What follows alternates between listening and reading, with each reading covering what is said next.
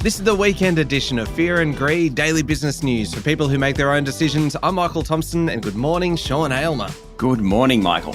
Sean, our weekend show is all about the two of us each nominating what we think is the biggest business story of the week, the most remarkable business story, a sleeper story, one that's not getting the attention that we feel that it deserves, and then our favourite business adjacent story. It is, of course, a competition. The weekday show is very friendly. The weekend show, not so much. So we are joined by a judge to keep everything nice and safe and calm and friendly in the studio. And that judge is our Fear and Greed colleague, Adam Lang. Adam, good morning. Good morning, Michael.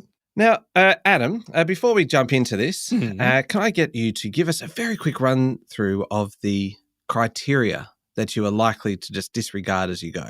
Okay, today I am looking for topicality, Michael, in addition to timeliness, economic impact, subjective bias, that's mine, of course, and a little touch of melodrama, if you don't mind.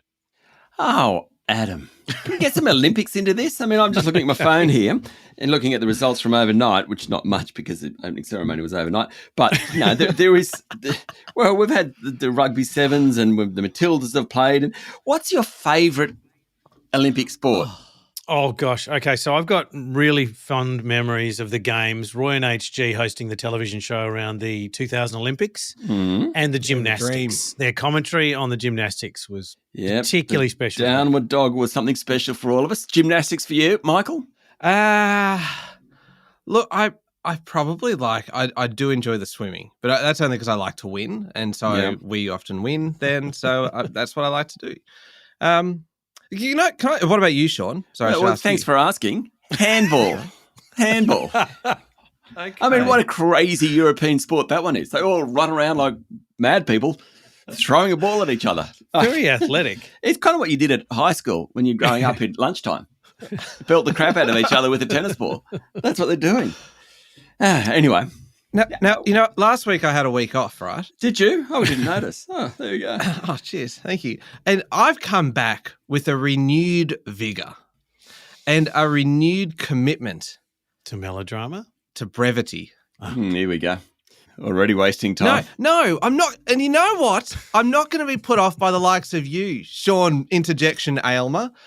You are the one that slows this show down. Me, I am not going to stand in the way. I'm going to get this done quickly today. We're going to be out of here and we can enjoy our weekends. Our listeners can enjoy their weekends, not have to listen to you crapping on for 45 minutes. Today is quick. Or you for the last 60 seconds. Yeah, exactly. Michael, tell me, in the spirit of brevity, what's your biggest story of the week? Well, Sean, there's actually a few options to choose from, but really, no, there is one big story this week, and it happened right at the beginning of the week, and nothing since then has even come close. I'm talking about US politics, of course, and Joe Biden withdrawing from the race. He's been, of course, under enormous pressure to do so. And when it happened, he was very gracious about it at the time. And then later in the week, he spoke. He did an address from the Oval Office and talked about the reasons why.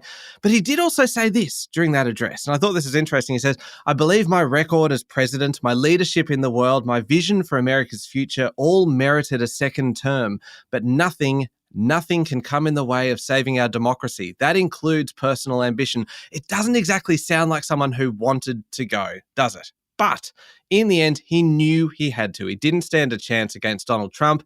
His party knew that, especially after his very poor debate performance a few weeks ago. He endorsed Vice President Kamala Harris as the Democrats' candidate.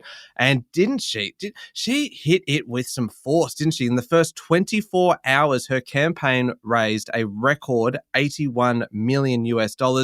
She secured the backing of all of her potential rivals, key figures within the party as well, like Nancy Pelosi, Chuck Schumer, locked in enough pledged delegates so the official nomination will be hers.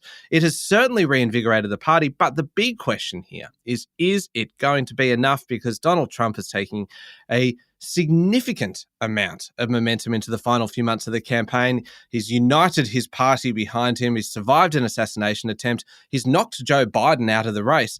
It's no surprise that most of the polls still have him in front. But what I like about this now is that we are in for an actual contest, it seems, between the candidates. And that's certainly the way a lot of the pundits are seeing it in the US. This was a huge global story this week. Never before have we seen a sitting US president withdraw from a campaign so late. And this campaign and the ultimate result in the world's largest economy and our strongest ally will have global and local ramifications. Kamala Harris, Donald Trump, Joe Biden have been the biggest global headline every day this week. If that's not the biggest story of the week, then I don't know what is. And I realize in hindsight, that was not as brief as I said it was going to be.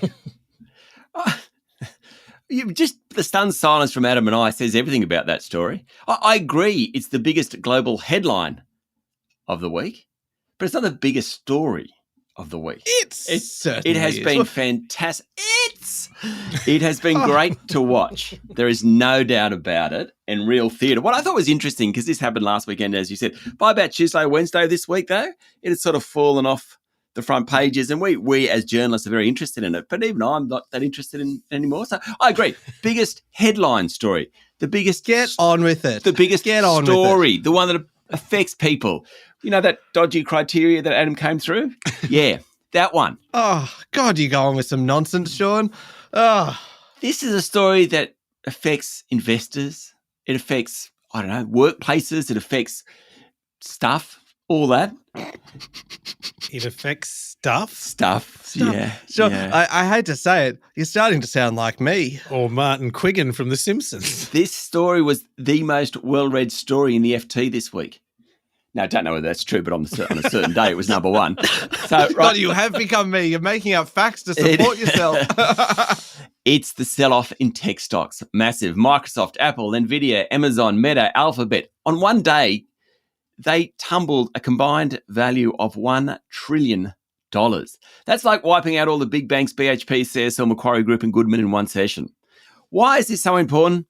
Because the mood around tech is shifting. Now, it's a brave person to say the boom's over, but certainly a reality check is happening. The last couple of sessions of trading, markets fell. Places like Nvidia, literally hundreds of billions of dollars wiped out of value. Tesla's June quarter earnings were down 45%, and in the following session, its share price fell 12%. Now, people knew that its earnings were going to fall significantly. Still, it was sold off. Mind you, it is up 18% over the past month, so hardly a crisis here. At Alphabet, earnings and revenue expectations were better than expected, but its share price fell more than 5%. Basically, people there are worried about profit margins. The end of the tech boom has been called for a couple of years now, but what's different today, this week, compared to the past couple of years, is that in more large economies, interest rates are on the way down or are about to head that way. Not Australia, but everywhere else. That should help interest rate sensitive stocks. Many of those are smaller companies. In the US, you see the Russell Index of smaller companies rising as the tech stocks are falling. Also, the unbridled enthusiasm for anything AI seems to have been tempered just a bit. Maybe it isn't the revolution that's going to change our lives over the next 5 years. That's worked against companies like Nvidia and Microsoft. If the tech stocks aren't the market leaders anymore, what is? It totally changes the dynamics of markets. This is the week, I predict, sir, that we will look back and say, yeah, that was when all those tech stocks started getting sold off. And that is a massive story. That is one that's actually relevant to people as opposed to purely, for Australians particularly, purely kind of window dressing. That's US politics, which I don't really believe that, but, you know, just throw it in. Adam, over to you. Okay. Really interesting. Michael, one element which I know we covered during the week, particularly with Bruce Wolpe's interview, was that the Republicans are still favoured here. And so as much as this change is huge news, I actually can't split your stories. I'm calling it a draw because I think they're both massive stories. Well, I'm calling that a win for me. I think that is a win for sure. And if you manage to... Honestly, the amount of money in technology and the amount of hope around the world in this category of stocks, I think it is a massive story. Oh, yeah. Oh, yeah. I thought, can I just tell you? Ever the gracious winner. That's right. When I was going through he didn't win. He tied. Sorry. Go on, don't give him that. Come on, Michael. That's a win. When I was going through my story selection for this week, just planning out what I'm going to do, I thought, you know what? I will win the first category. The rest I'm not sure about. But there is no way I can lose with Biden and Harris and both Trump. won. I love the way that Adam judges sometimes. Let's move on. Righto. This is a disgrace. Most remarkable, please, Sean. You got a big chance here. It's all right. Well, I think it's remarkable how generous our king, Charles III, is. He doesn't want 25% of profits from the Crown Estate. He wants just 12%, which in a bumper year like the last year amounts to a mere $132 million. Imagine if he stuck with the old QE2 formula of 25%. Then he'd be getting $270 million and probably being kicked out of the Buckingham Palace. Probably not. But our generous king, King Charles III is my all-time favourite monarch. I mean, you can have your Henry VIII, you can have your Vikings, watching that TV show at the moment, but King Charles III is just a bit wacky. And I think that is very, very cool. Now, this all came from the Crown Estate's annual report, which was released this week. Plenty of remarkable stuff in that. The reason for a big jump in profit last year was some smart deals involving the leasing of seabeds to offshore wind producers. Now, I've got to say, they were given somewhat of a leg up on this one because did you know, since 1964, the Crown Estate has laid claim to the UK's entire continental shelf, reaching hundreds of kilometres into the sea, and with it, the right to grant permissions to build offshore wind turbines, lay pipelines, store carbon under the seabed. So it is sitting on a mozza. Anyway, the annual report also said that the number of visitors to Buckingham Palace and Windsor Castle was almost pre-COVID levels. Most remarkable, which Michael agreed with me during the week, family members in the 12-month period took part in 2,300 engagements in Britain and abroad. And from memory, Michael used a calculator. It was 6-point-something engagements per day. Now, remember, two of the big draw cards, the King himself and Prince Catherine of Wales, were unwell during that period. Pre-pandemic, the QE2 days, the number was 3,200 a day. But even though you've got your two main stars out of play, still 2,300, which is pretty phenomenal. The number of messages the King and Princess received by mail wishing them well following their health announcements was 27,620. What are those people doing with their lives, I ask? Anyway, they're wishing them good health. And Buckingham Palace also said it's making progress on its goals to recruit, I like this, a more diverse workforce. You can imagine it, can't you? The palace said 11.4% of its employees are now from ethnic minorities, though it's still short of the objective of 14%. Everything in this story is remarkable, Adam. Everything. Goodness me. I don't even know where to start. Could that remarkable story, if you can call it that, be any more out of touch with the common man? That's why it's so remarkable. That is exactly why it's remarkable, Adam. The fact a 14% objective for ethnic minorities.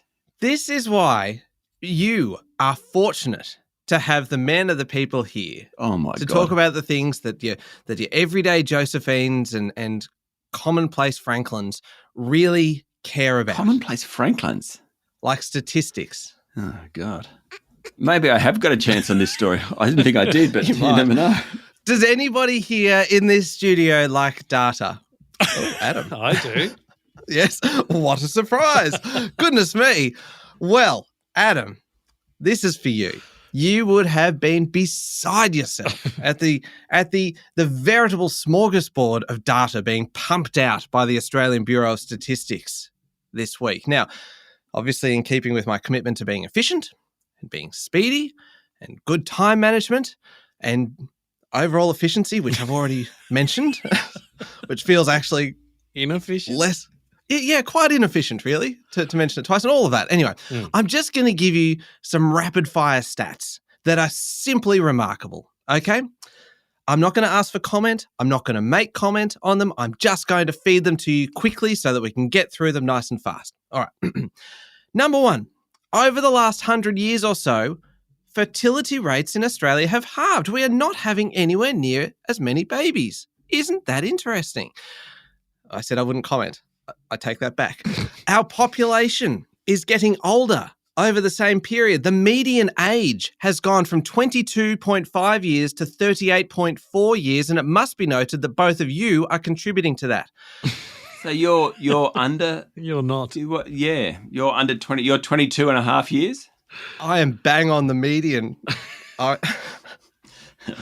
Move on. Females have outnumbered males since 1978. Yes. Life expectancy has jumped by 26 years. Great news for those in this studio. God, this is dull. The population itself has grown Bring it home, enormously Michael. Bring it home. since 1901, with growth every year except for World War I. And we need to discuss this a little bit more because there was a very unusual spike in net population in 2009, which I looked up. I did a bit of research, which was 65% because of migration and 35% wink, wink, because of natural causes. I think we all know what that means. Very erotic. I'm surprised that you are actually 38.4 years, the median. Yeah. Like sometimes you're more like 14. Yeah. Keeps me young. Anyway, I've really kind of thrown myself off all this talk of natural causes. Hot around the collar. Now, 9 in 10 Australians now live in cities and towns, which is probably unsurprising, really, considering that is where everything is. And finally, a very worthy statistic to finish on, the Aboriginal and Torres Strait Islander population of Australia is now over 1 million people, an increase of 6% since June 2021. So there you go.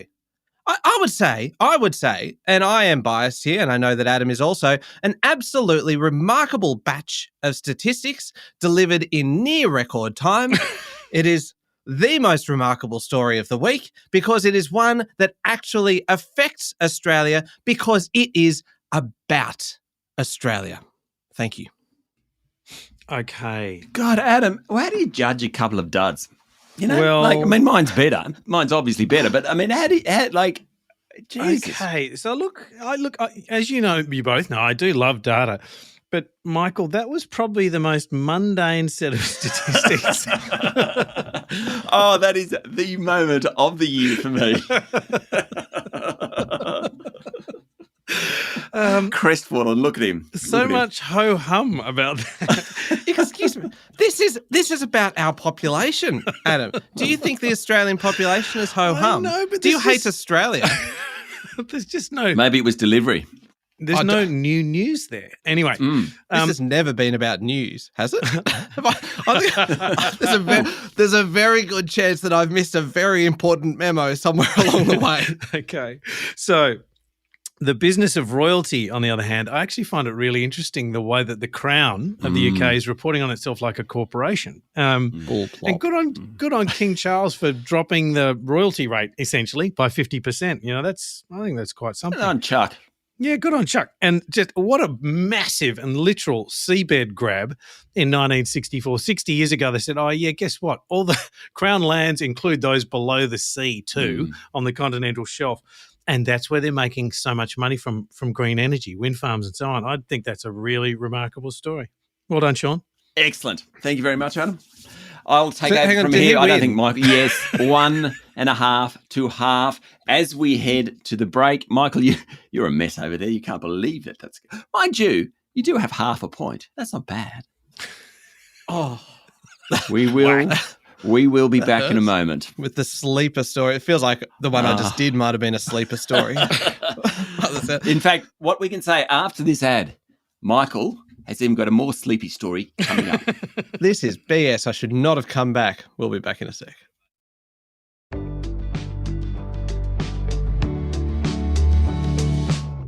All right, we are looking for a sleeper story of the week, and I have kind of gathered myself together. I'm back. I'd like to say that after my shame of the most remarkable story. What did you describe it as, Adam? The most mundane Yes. set of statistics? Yes. Highly offensive. And Adam's seen some statistics in his time. I do enjoy them. Adam lives for mundane statistics, and even that was too mundane for him. Goodness me. Okay, sleeper story. This is one that's flying under the radar perhaps a little bit, or it's going to be a bigger story further down the track. For me, the main criteria here is brevity. Nice, quick sleeper story for me. I reckon... We are 37 seconds into your part, and you haven't even got to it yet. It doesn't count. I am trying to kind of thread 45? all of the elements of the story together. I am trying to be the glue holding the program together, Sean, 50. and I can't do it with you needling. 1 minute. So we are 1 minute into this segment, and you haven't even told us what your quick sleeper story is. Shall we keep going? I reckon this is the week that we saw ASIC really bare its teeth, starting with pump and dump schemes. Right? Now, if you happen to be in a Telegram group, Telegram being the social media messaging app, if you happen to be in a Telegram group called ASX Pump and Dump Group, which isn't exactly the most subtle name, is it? Then look out. ASIC is coming for you. 4 alleged ringleaders of the scheme have been charged with conspiracy to commit market rigging and false trading. But ASIC says there were hundreds of members of the group attempting to manipulate the share prices of ASX-listed small caps, trying to push up the price through hype or misleading statements, then sell for a profit. What we are seeing this week, though, is ASIC really showing that it's got some teeth and that it's willing to use them, as it should, to protect the... Are you growling like ASIC? Or a pirate. Or Captain Joe Longo. Please. They are using it to demonstrate that they are here to protect the integrity of the market. They are out to make a point that this kind of thing just isn't okay. And to further prove my point, right, the regulator released a report on the integrity of the ASX this week, this time with a focus on insider trading. Generally, they said the market was pretty good, a few exceptions. And as part of this, ASIC is splitting out a new specialist team to expedite criminal insider trading cases from investigation to prosecution. I've got to say that there was a lot of noise from the regulator this week. This was ASIC week. Mark it on the calendar, because this is a sign of things to come. Look out, pump and dumpers. Look out, insider traders. Your days are numbered. This is a sleeper story because we may be about to see a whole raft of prosecutions all over the place. Prosecutions to the left, prosecutions to the right, all over the place. And when that happens, I expect to be recognized as the sleeper story king, the Nostradamus of fear and greed, Michael Crystal Ball Thompson. He's back. He just needed a bit of a kick up the proverbial, and he's back. What a flourish. Oh, God, what a slow start, but came home. Funnily enough, my sleeper story is very, very similar to Michael. It's about the regulators getting busy. Michael, all the melodrama in the world. Well done. Mine, actual relevance.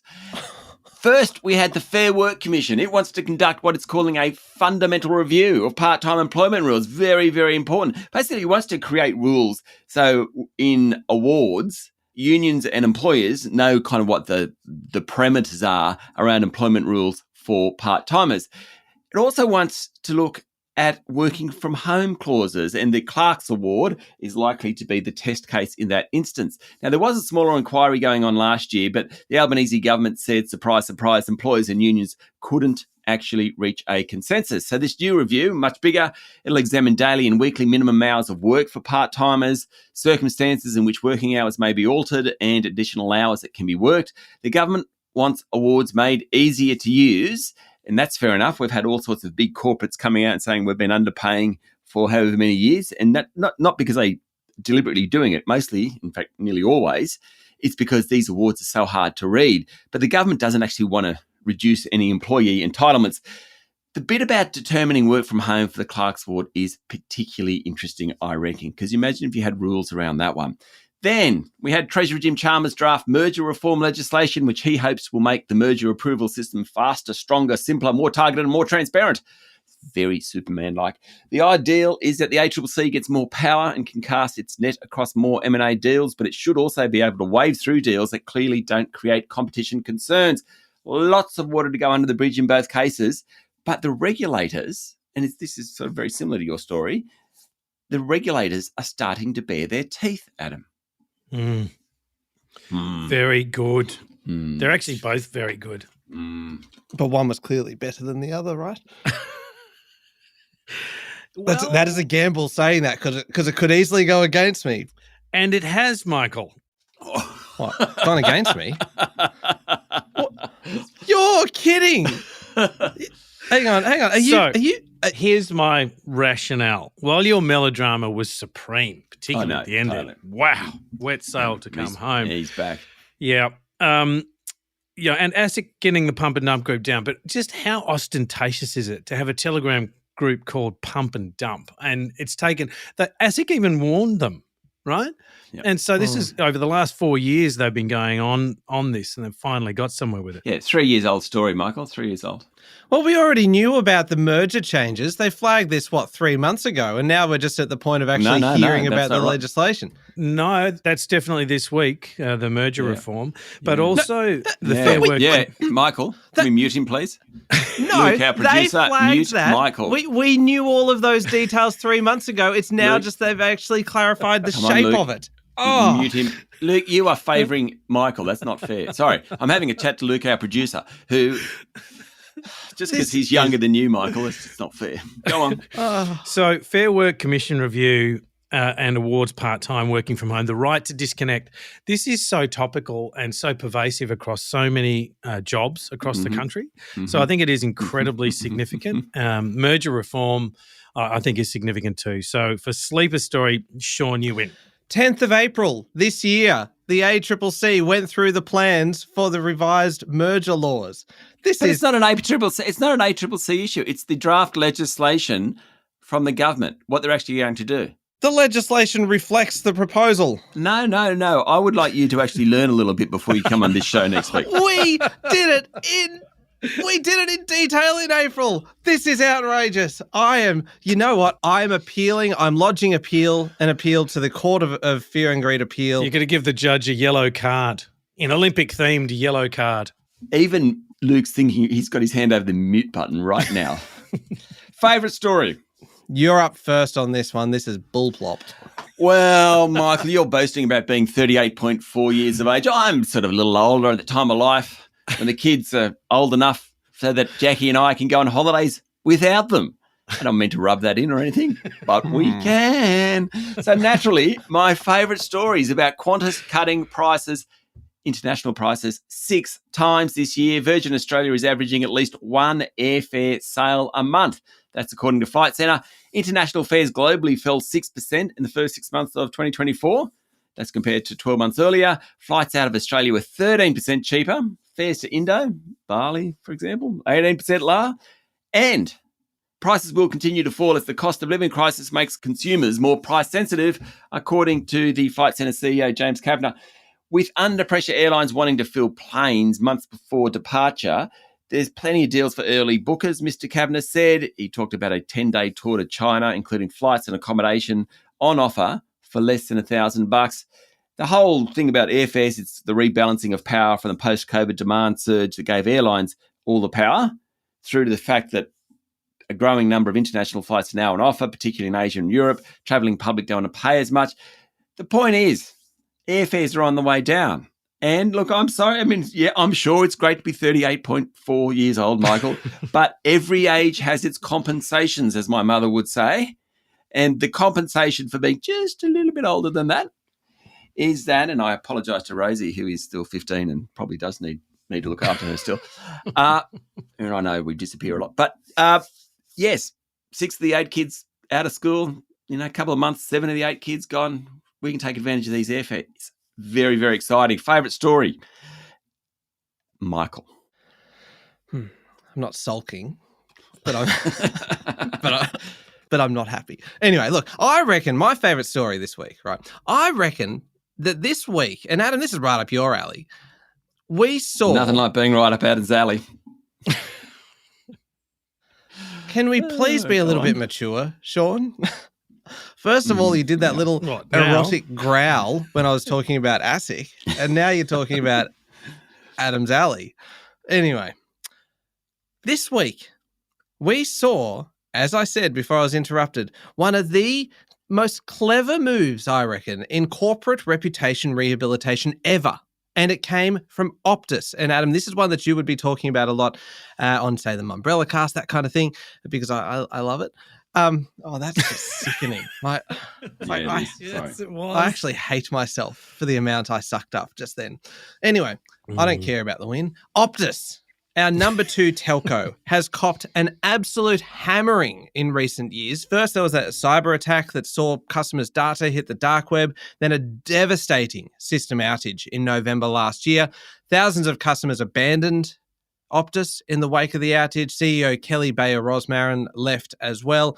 New boss Stephen Rue is due to join later this year. A massive, massive job to do, obviously, to repair Optus's reputation with Aussie consumers. Now, he hasn't even started yet, but in the meantime, Optus, how about this one? They've really busted one out this week, and I reckon this is really, really, really smart. They are offering a free 1-week trial for people to test the Optus network. So customers will have access to 30 gigabytes of data, unlimited standard national calls, 1,000 standard national text messages over a 7-day period. The thing is, you don't need to provide payment details or anything. You do it with an eSIM through the My Optus app. I don't want to describe myself as a hero, right? But I have taken it upon myself to test this for fear and greed. Adam, when was the last time you saw Sean put his body on the line for this podcast? I will tell you, never. It has never happened. So I won't describe myself as a hero, certainly not, but I will not object if you want to do it. I have signed up for the free trial. So at the moment, I'm currently running both the new Optus service and my current previous provider at the same time. So I can actually see head to head on the home screen on my phone which one has a stronger signal. I think this is a genius move by Optus because it lets you see if the grass really is greener on the other side before you start munging on it. Optus, well done. My experiment obviously is still underway, but just the fact that you've taken what is a pretty bold step, this has never been done before, and it's always that risk that you go, I'm going to try a different provider and I'm going to get better service in my home or in my local area, and then you go and it's actually no better. This lets you check before you actually jump. I think that's fantastic. I think it's a great move. It's my favourite story of the week. Very, very interesting. Both are stories of meeting the market, aren't they? One corporate reputation rebuild, other one travel. I have to call this a dead heat, Sean and Michael. I think it's a fair result. Yep. Bloody nonsense. 1 point, 3 points. No. It's 2.5 to 1. No, Sean's right. Oh, no, it's not. Oh, no. I disgraced myself in the final minute. Oh, no, Michael. No. It wasn't the final minute. Well before then. Perfect. Well played. All right. So that's 3-1. What was the story count on the other? Well, that was the story count. But you mean the scores overall out of 120? You are shattered, aren't you? Isn't he? I just don't care. Sean, 94 points. Michael Thompson, 90 points. I feel dirty. I thought I'd come back reinvigorated. I'd just come back and just demolish you. I haven't said to my family yesterday. I said, I've got this one. And everyone wished me luck before I headed off to the studio. And I said, don't need luck. Got this one in the bag. Do you have any idea how disappointing it is and how disappointed they will be now? Doesn't he take it well? He does. All right. Good stuff. Terrible result, but good competition. Thank you very much, Adam. Thank you, Michael. And thank you, Sean. Thank you, Michael. Make sure you're following the podcast and please join us online on LinkedIn, Instagram, TikTok, Facebook and X. I'm Michael Thompson and that was Fear and Greed. Have a great weekend.